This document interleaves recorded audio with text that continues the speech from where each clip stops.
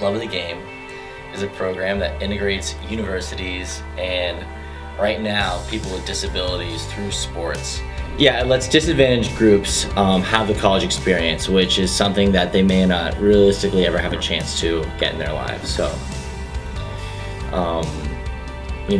college athletes volunteer their time in a sport that they know in an easy way to share the love of the game with someone else, and it's truly a remarkable experience because it's not so often that you get a group of people so young and so energetic to come out of their way and do this for another group of people. We make a low-cost, adjustable, and mass-producible prosthetic. That's really the core of what we do. Specifically, we target developing nations because we can make a prosthetic leg for a fraction of the cost that it currently costs to make them. So that's what we do. I started with the rough idea, which was far different from what Love of the Game is now, and Rachel and Jess really helped me refine that. But what it started out was from an experience that I had in high school where I started a power chair soccer program at my high school that featured the Brockton VA, where they came in and explored the sport of power chair soccer in front of a group of my peers senior year in the gym. So it really evolved from learning that I wanted to work in sports and I wanted to do a good thing into something that I could do that was far more scalable and reach a lot more people. So when it came to university, I went to the DifferenceMaker program. Deb finished, got me in contact with Rachel and Jess, and then from there, the idea really evolved from physical disabilities into what would be a more feasible and easier path to start something new, and something innovative, and something that helped people.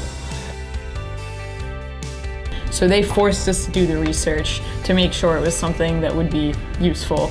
And through the process of talking to the judges and the mentors throughout the program, we learned some business skills. John hadn't even taken business classes yet, so we were all kind of new to that as engineers. And we started getting a taste for that side of business. And we started figuring out how that can apply to what we're doing and how we can push it forward. And from there, it was really the network that got us to start pursuing other competitions and avenues and start moving forward for real. So we could not do this without DifferenceMakers.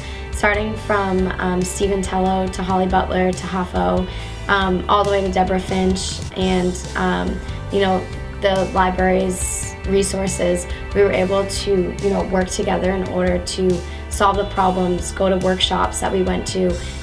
We didn't really know what the business model we were going to approach, the business plan that we were going to formulate, and on top of that, marketing research. We had to go out and do extensive marketing research to make sure that we'd be able to succeed in the market, and with their help, we did that.